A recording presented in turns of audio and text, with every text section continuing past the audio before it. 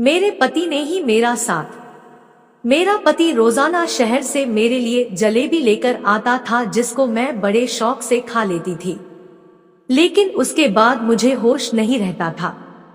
सुबह उठती तो कपड़े गीले रहते थे और एक दिन पति का लाई हुई जलेबी मैंने फेंक दी और सोने का बहाना करके सो गई। और फिर जो मेरे साथ मेरे पति ने किया वह सुनकर आपके रोंगटे खड़े हो जाएंगे, क्योंकि शादी की रात पति के कमरे में आने से पहले ही मैंने पिंक कलर की शॉर्ट नाइटी पहनी थी कि वह पहली ही नजर में मुझे देखे और अपना दिल हार बैठे। वैसे मैं गांव वाली थी, लेकिन यह नाइटी मुझे मेरी बड़ी बहन ने दी थी, जिसकी शादी शहर में हुई थी।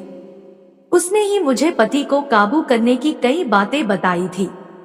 मेरे पति मनीष कमरे में आए तो मेरा यह नाइट सूट देखकर रुक गए। उनके नजर में तो मैं गांव की लड़की थी। मनीष के सामने नाइटी पहनकर मुझे शर्म तो बहुत आ रही थी, लेकिन अब वह मेरे पति थे और मुझे उनका दिल जीतना था। मैंने हमेशा शादी को लेकर बहुत सपने बुने थे और आज की रात का ना जाने कितनी बार सोचा था।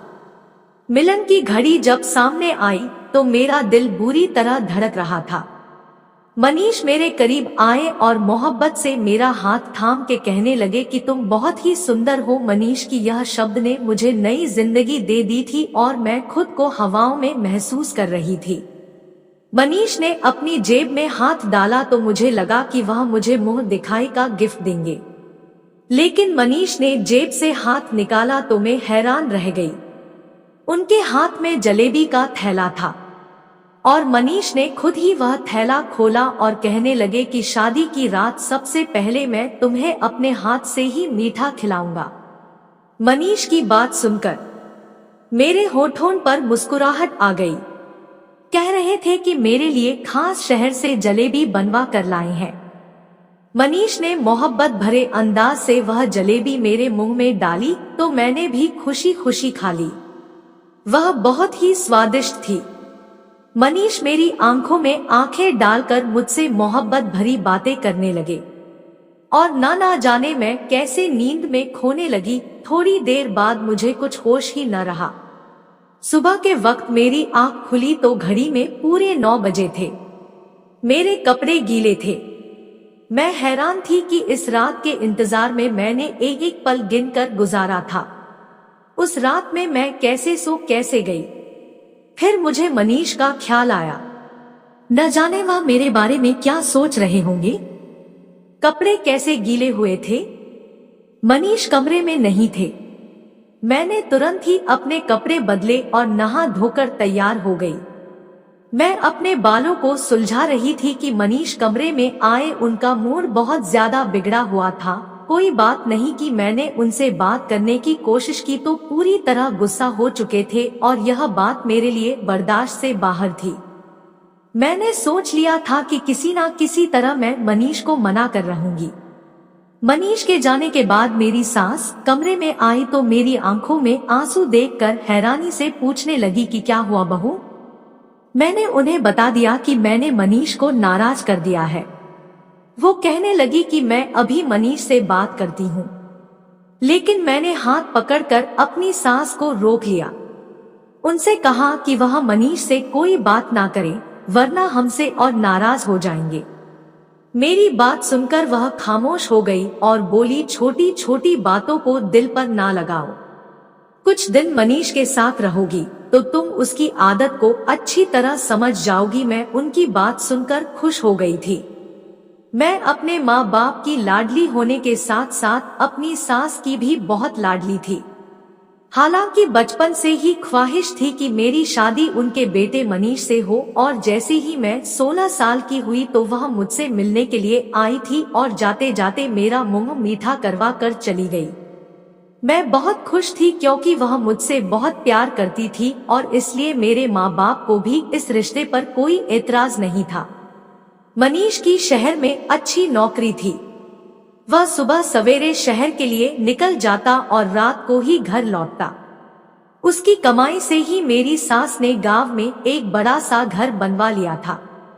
बहुत सालों से मेरी और मनीष की मुलाकात नहीं हुई थी, क्योंकि वह ज्यादा वक्त शहर में गुजारता था।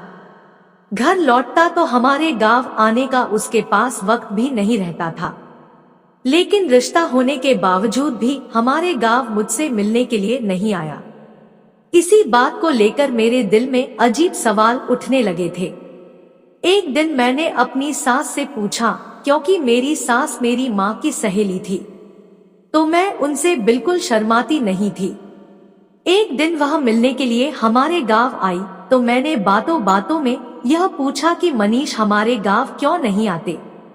मेरी माँ के कान में यह बात पड़ी तो माँ ने मुझे एक थप्पड़ मारा और बोली, तुम्हें कहने में शर्म नहीं आती? अपने होने वाले पति के बारे में ऐसी बातें पूछते हैं। मैं बिलक कर रह गई थी। मेरी सास मुस्कुराते हुए कहने लगी कि क्यों नहीं, जैसे ही मनीष को वक्त मिलेगा जरूर आएगा। जब से उसे शहर की हवा लगी है वह बहुत ही कम बात करता है। अब पहले की तरह नहीं है, बल्कि गंभीर हो गया है। उनकी बात सुनकर मम्मी कहने लगी, जब लड़कों पर जिम्मेदारी पड़ती है तो इसी तरह गंभीर हो जाते हैं। एक मेरी बेटी को ही अक्ल नहीं आ रही है, मुंह उठाकर जो चाहे पूछ लेती है। मम्मी ने गुस्से में एक नजर मेरी तरफ किया तो मैं वहां से उठकर अपने कमरे में आ गई। उनके जाने के बाद भी मम्मी ने मुझे हजारों बातें सुनाई।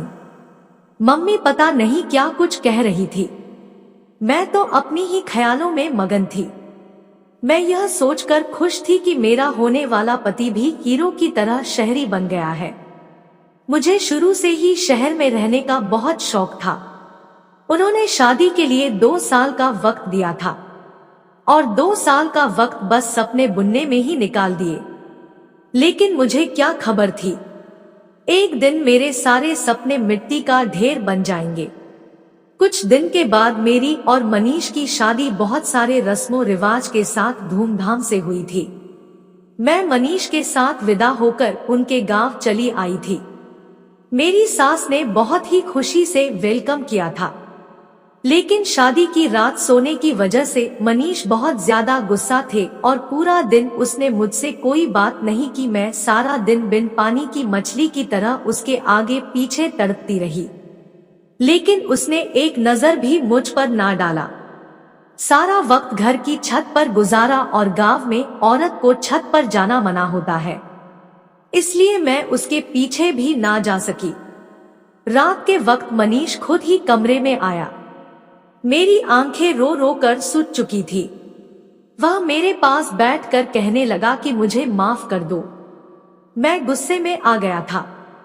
मैं तुम्हारे पास बैठा था और तुम इस कदर गहरी नींद सो गई थी कि मेरे उठाने पर भी ना उठी, इसलिए मैं गुस्सा हो गया था। मुझे पता था कि गलती मेरी है, इसलिए मैंने मनीष से खुद ही माफी मांगी और कहा कि आगे में शिकायत का कोई मौका नहीं दूंगी। वह खुश हो गया और मेरे लंबे बालों की तारीफ करने लगे। मैं सोचने लगी, मनीष सारा दिन इस कदर नाराज होने के बाद अचानक उनका अंदाज इतना अच्छा कैसे हो गया था। मनीष ने एक बार फिर जलेबी निकाली और अपने हाथ से मेरे मुंह में डालकर कहने लगा कि जलेबी खाने से होंठ रेड हो जाते हैं, तुम्हारा खूबसूरत होंठ और खूबसूरत हो जाएंगे। उनके बातों में मोहब्बत की इस कदर मिठास थी कि मैं शर्मा गई। मनीष ने मेरे हाथ पकड़े और कुछ कह रहे थे, लेकिन मुझे कुछ होश ही ना रहा और थोड़ी ही देर के बाद मैं दुनिया से दूर हो चुकी थी। एक बार फिर मेरी आंख खुली तो सुबह के 5 बज रहे थे। मेरे होश उड़ गए थे। मैं जान गई थी कि मनीष एक बार फिर गुस्सा हो चुका होगा। अब मुझे समझ ही नहीं आ रहा था कि मुझे इस तरह गहरी नींद कैसे आ सकती है। मेरे कपड़े पूरी तरह गीले थे और मुझे ठंड लग रही थी। मैं जल्दी से नहा धोकर तैयार हो गई और कमरे से बाहर निकली तो कमरे के बाहर मेरे पति गुस्से में मेरी सास से कह रहे थे कि आपने ऐसी लड़की से मेरी शादी करा दी है जिसे सोने उठने का कोई राग नहीं है। मैं कैसे इसके साथ सारी जिंदगी गुजार सकता हूँ। इसे यह भी मालूम नहीं कि गांव की औरतें सवेरे उठकर घर के कामकाज करती है। आप सुबह से उठकर घर का काम कर रही है और वह महारानी बनकर सो रही है। अगर ऐसा ही हाल रहा तो मैं ज्यादा दिन तक आपकी चहीती बहू को अपने घर में बर्दाश्त नहीं कर सकता। मनीष के यह शब्द सुनकर मैं घबरा गई। मैं सोच भी नहीं सकती थी कि मेरे पति इतना सख्त होंगे। इससे आगे बातें सुनने की मुझ में हिम्मत नहीं थी। मैं चुपचाप से किचन में चली गई थी। मेरी सास सच में सुबह से कामकाज में लगी हुई थी, क्योंकि किचन भी पूरी तरह साफ था और दोपहर का खाना भी बन चुका था। मैं मनीष के साथ साथ अपनी सास की नजरों में भी गिर रही थी। मुझे रह रहकर अपने आप पर गुस्सा आ रहा था। ना जाने मुझे क्या हो गया था।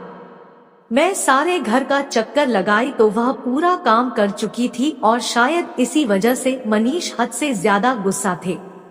वह फिर छत पर जा चुके थे, क्योंकि उन्हें अच्छी तरह पता था कि मैं उनके पीछे छत पर नहीं जा सकूंगी। मैं सारा दिन रोती रही। वह खुशी जिसके लिए मैंने कई साल इंतजार किया था, अब तक उससे दूर थी। ना ही मनीष का साथ पूरी तरह नसीब हुआ था और ना ही उनके दिल में जगह बना सकी थी। और मनीष के शब्द ने मुझे अच्छी तरह यह बात बता दी थी कि अगर मैंने कोई गलती की तो वह मुझे घर से निकाल देगा। मेरे गांव से बार बार मम्मी का फोन आ रहा था। मम्मी कह रही थी कि हफ्ते के लिए हमारे घर आकर रह जाओ। रस्म के मुताबिक शादी के बाद 1 हफ्ते के लिए बेटी अपने मायके रहने के लिए जाती है। मैं बिल्कुल भी नहीं जाना चाहती थी, क्योंकि मनीष मुझसे पहले ही नाराज थे। ऐसे में अगर उनको छोड़कर मम्मी के घर चली जाती तो शायद वह कभी मुझसे बात ना करते। रात के वक्त मनीष कमरे में आ गए। मुझे हैरानी हुई, अचानक ठीक कैसे हो गए थे। मेरे पास बैठकर खुद ही पूछने लगे कि तुम्हारी मम्मी का फोन क्यों आया था। मैंने सारी बात बता दी तो कहने लगे कि अच्छी बात है, तुम चली जाओ, वरना मम्मी कहने लगेंगी कि मैंने मना किया है। कल से मेरी नौकरी भी शुरू हो रही है। मैं भी सुबह सवेरे शहर आऊंगा तो रात को ही घर वापस लौटूंगा। तुम 1 हफ्ता वहां गुजार कर आ जाओ और मम्मी को भी अपने साथ ले जाओ। मुझे मनीष से इस तरह की दूरी का भरोसा नहीं था। मुझ में इतनी हिम्मत नहीं थी कि मैं आगे उनकी बात सुनूं, इसलिए मैं भी खुशी खुशी राजी हो गई। मनीष ने फिर जलेबी निकालकर खुद ही मेरे मुंह में डाल दी और कहने लगे, तुम इसे जल्दी जल्दी खाने के बजाय आराम से खाया करो। यह शहर का मशहूर हलवाई की है। इसे तुम्हारे होठ रेड हो जाएंगे और बहुत ही खूबसूरत लगेंगे। मैं मनीष की इस तरह के बदलते हुए देखकर बहुत परेशान थी। वह जितने सख्त थे उतना ही मोहब्बत करने वाले भी थे और उनका गुस्सा करना सही था। मेरी गलती की वजह से वह गुस्सा थे। मनीष कहने लगे कि मैं मम्मी को बताकर आता हूँ कि तुमको कल तुम्हारे गांव जाना है, मेरा इंतजार करना। मनीष की बात सुनकर मैंने मुस्कुरा दिया। मैंने सोच लिया था कि मैं किसी सूरत में आज नहीं सोऊंगी और मुझे मनीष का इंतजार करना था। गांव जाने से पहले उनके दिल से अपनी सारी दूरी को मिटाना था। मैंने जल्दी से नाइटी पहन ली। दीवार पर लगे शीशे में अपने होठों को देखकर हैरान रह गई थी। यह सच ही कहते थे कि मेरे होठ रेड हो जाएंगे। मैं बिस्तर पर आकर बैठ गई। उनका इंतजार करने लगी, लेकिन मनीष के वापस आने से पहले ही एक बार फिर मैं सो चुकी थी। सुबह 9 बजे मेरी आंख खुली तो मनीष शहर की तरफ निकल चुके थे। वह बहुत सुबह ही शहर के लिए निकल जाया करते थे, क्योंकि बाहर तक जाने का रास्ता 2 घंटे का था। मुझे खुद पर रोना आ रहा था। शादी के 1 हफ्ते के बाद भी मैं मनीष के साथ कोई रिश्ता न बना सकी और मनीष की गुस्से की वजह सिर्फ और सिर्फ मैं थी। मैं यह सोच सोच कर परेशान थी कि मेरे कपड़े गिले कैसे हो जाते थे। शायद मनीष मुझे उठाने की कोशिश करते थे। मैं कमरे से निकली तो मम्मी भी गांव जाने के लिए तैयारी हो चुकी थी। मेरी सास मुझे देखकर कहने लगी कि मनीष तो चला गया है, अब हम दोनों को ही गांव के लिए निकल जाना है। मैं बुझे बुझे दिल से अपने मायके के लिए निकल गई। मेरा दिल तो मनीष के साथ ही शहर चला गया था। अब मुझे उनसे हफ्ते के बाद ही मिलना था। मेरे घरवाले मुझे देखकर बहुत खुश हुए। मेरी छोटी बहन की खुशी का ठिकाना न रहा। सारे गांव में मेरे आने की खबर पहुंच गई थी, इसलिए औरतों का झुंड मुझे देखने के लिए आने लगा। पड़ोसन वाली मौसी की बेटी बबीता की शादी थी। वह मेरी पक्की सहेली थी। गांव आकर मुझे उसकी शादी में घूमने का मौका मिल गया। खूब शोर शराबा हो रहा था, लेकिन फिर भी मेरे दिल में कोई खुशी नहीं थी, क्योंकि मेरा दिल तो मनीष पर अटका हुआ था। हैरानी की बात यह थी कि जब से मैं अपनी माँ के घर आई थी, मुझे बिल्कुल भी नींद नहीं आ रही थी और मनीष के कमरे में आते ही बिस्तर पर गिर जाया करती थी। यहाँ तो मैं सिर्फ करवटें बदलती रहती थी।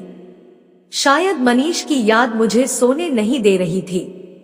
मेहंदी की रात ही पड़ोसन मौसी की बहन का बेटा राम शहर से शादी में घूमने के लिए आया था। वह बचपन से ही गांव आता जाता रहता था। मुझे देखते ही मेरे पीछे पीछे घूमने लगा। मैं हैरान थी कि उसे क्या हुआ है। उसकी नजर मुझ पर अड़ी हुई थी और इस बात को शायद मेरी सास ने भी महसूस किया था। मुझे अजीब सी घबराहट हो रही थी। पहले ही मेरे और मनीष के बीच का रिश्ता कुछ ठीक नहीं था और राम के बारे में मेरी सास को पता चला तो मेरा बसा बसाया घर उजड़ जाएगा। इसलिए पड़ोसन मौसी के घर से निकलकर अपने घर वापस आ रही थी और राम मेरे पीछे पीछे चला आया। मुझे रोक कर कहने लगा कि मुझे तुमसे प्यार है और अगर तुम कहो तो मैं तुम्हारे घर रिश्ता भेज दूं। राम के यह शब्द ने तो मेरी जान ही निकाल दी थी। मैंने गुस्से में राम से कहा कि मेरी शादी हो चुकी है और बेहतर यह है कि आगे तुम ऐसी कोई बात ना करना। मेरी बात सुनकर तो राम कहने लगा, शहर में मेरा बहुत बड़ा बंगला है, गाड़ी है, मैं तुम्हें सब खुशी दूंगा, लेकिन तुम अपने पति को छोड़कर मेरे साथ चलो। मैं हमेशा से ही तुमसे प्यार करता हूँ। मुझे क्या पता था कि इतनी कम उम्र में ही तुम शादी कर लोगी। मैंने उसे गुस्से से कहा कि आज तो यह बात कह दी है, लेकिन आगे ऐसी बात ना करना। मैं अपने पति से बहुत प्यार करती हूँ और तुम्हारी एक गलती मुझे बदनाम कर सकती है। राम उस वक्त वापस लौट गया, लेकिन मेरे लिए बबीता की शादी मनाना मुश्किल हो गया था। वह बहुत हिट साबित हुआ था। बहाने बहाने से अपने फोन में मेरी फोटो खींच रहा था। जैसे जैसे एक हफ्ता गुजर गया और मैं अपनी सास के साथ वापस अपने घर आ गई। मनीष शायद आज काम से जल्दी लौट आया था। हम कल दोपहर को घर पहुंचे थे और मनीष पहले से ही घर पर था। मनीष को देखकर मैं बहुत खुश थी।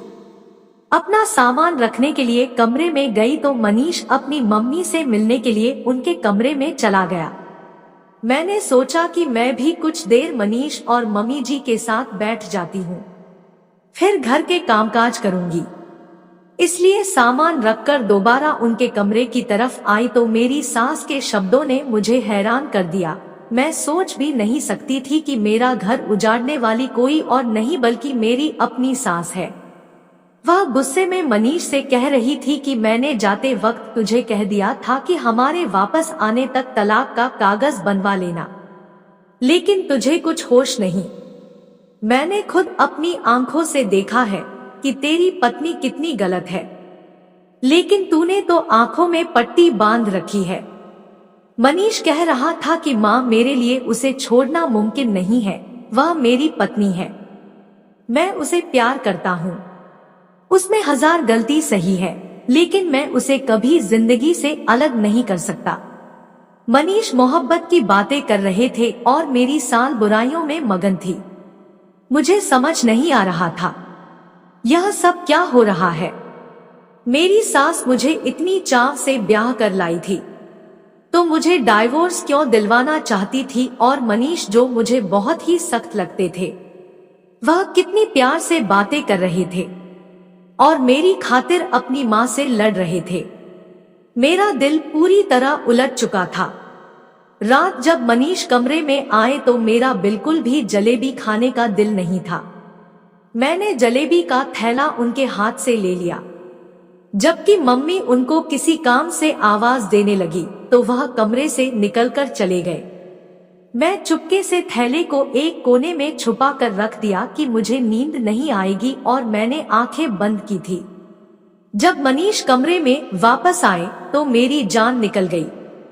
जो कुछ मैंने देखा मुझे अपनी आंखों पर यकीन नहीं हुआ। मनीष ने जग भरकर पानी मेरे ऊपर डाल दिया था। मैंने आंखें नहीं खोली। आज मैं दूध का दूध और पानी का पानी करना चाहती थी। मनीष किसी को आवाज देकर कहने लगे कि अंदर आ जाओ, यह पूरी तरह बेहोश हो चुकी है। थोड़ी देर में एक खूबसूरत लड़की मेरे कमरे में चली आई। वह मेरी बिस्तर पर मनीष के साथ बैठ गई और वह दोनों जिस तरह एक साथ, मेरी जान निकल गई। इससे ज्यादा मुझ में बर्दाश्त की हिम्मत नहीं थी। ठंडे पानी से मेरा शरीर कांप रहा था। मैं उठकर बैठ गई। मुझे जागता देखकर उन दोनों की आंखें हैरत से फटी की फटी रह गई। मैंने मनीष की तरफ घूर कर देखा। उस वक्त मैं इतना गुस्से में थी कि मुझे मनीष से डर भी नहीं लग रहा था। मैंने मनीष से कहा कि मुझे सच सच बताओ, यह लड़की कौन है? जलेबी में ऐसा क्या था जो मैं अपने होश खो बैठती थी? तुमने यह सब क्यों किया है और मुझे इतना बड़ा धोखा क्यों दे रहे हो? मैं सवाल पर सवाल पूछती चली गई और मेरे अंदर एक तूफान उठा था। मनीष सर झुकाए कहने लगा कि यह लड़की उनकी पत्नी है और उससे शादी करके शादी के एक हफ्ता पहले ही गांव में आए थे। वह कभी मुझसे शादी नहीं करना चाहते थे, लेकिन उनकी मम्मी ने जबरदस्ती उनका रिश्ता मुझसे तय कर दिया। पत्नी का नाम सुनकर मेरे तो पैरों तले से जमीन निकल गई। मनीष कह रहे थे, हमारी शादी रोकने के लिए शादी होने से एक हफ्ते पहले वह यह सोचकर रिया से शादी करके आ गए कि जब वह रिया को बहू बनाकर इस घर में लाएंगे तो उनकी मम्मी मुझसे शादी नहीं कराएगी। लेकिन उनकी मम्मी ने उनकी एक न सुनी और उन्होंने मनीष पर दबाव डाला कि यह रिया को तलाक दे दे। मनीष रिया को छत वाले कमरे में रख दिए क्योंकि गांव में औरतों को छत पर जाना मना था। इसीलिए मनीष को यकीन था कि मैं कभी उनके पीछे छत पर नहीं जाऊंगी। मनीष जानबूझकर जलेबी में नशे की दवा मिलाते थे कि मैं सो जाऊं और हर रात हमारे ही कमरे में रिया के साथ वक्त गुजारे। रिया शादी से पहले शहर में नौकरी करती थी, इसलिए मम्मी को लगता था कि रिया इज्जतदार नहीं है और इसलिए मम्मी बार बार कहती थी कि मैं रिया को तलाक दे दूं। रिया मेरा पहला प्यार है। मनीष कह रहे थे कि मम्मी ने आत्महत्या करने की धमकी दी थी, इसलिए मनीष ने मुझे अपनाया है। मनीष रिया को किसी हालत में नहीं छोड़ सकता और इस बात का मुझे भरोसा था। मनीष ने मुझे सारा सच बता दिया था, जिसे सुनकर मेरे पास कहने के लिए कुछ नहीं बचा था। मैं जान गई थी कि मेरी सास उस दिन रिया और मनीष की डाइवोर्स की बात कर रही थी, जिसे सुनकर मैंने गलत मतलब निकाल लिया था। मेरी बर्बादी के पीछे सिर्फ मनीष का हाथ नहीं था, बल्कि मेरी सास का भी हाथ था, जिन्होंने यह जानते बूझते कि उनके बेटे ने अपनी पसंद से शादी कर रखी है, जबरदस्ती उसके साथ मेरी दूसरी शादी करवा दी। मैंने मनीष के साथ जिंदगी को लेकर कई सपने देखे थे।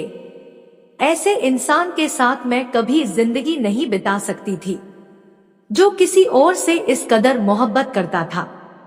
उसकी खातिर मुझे नशे वाली जलेबी तक खिला सकता था। मैंने अपना सामान बांध लिया और अपनी सास को नमस्ते कहकर अपने गांव के लिए निकल गई। मेरी सास ने बहुत कोशिश की। वह बार बार मुझे यकीन दिला रही थी कि मनीष रिया को छोड़ देगा और तेरा हो जाएगा, लेकिन मैं कभी ऐसे इंसान के साथ गुजारा नहीं कर सकती थी जो मुझे मोहब्बत नहीं दे सकता था। मैंने अपने माँ बाप से कहकर मनीष से डाइवोर्स ले लिया था। मैं अपने माँ बाप की लाडो रानी थी। वह मुझे खुद ही किसी ऐसी आग में झोंकना नहीं चाहते थे। मौसी के वजह से राम को खबर मिल गई थी कि मैं अब एक बार फिर अकेली हो गई हूँ। इसलिए राम अपने घर वालों को भेजकर मुझे अपनाने की बात की थी। मैं अभी शादी नहीं करना चाहती थी, इसलिए मैंने साफ साफ इनकार कर दिया। मुझे अब आगे पढ़ना था और अपने पैरों पर खड़ा होना था। मेरी पढ़ाई के साथ ही मेरी पेपर भी खत्म हो गए थे।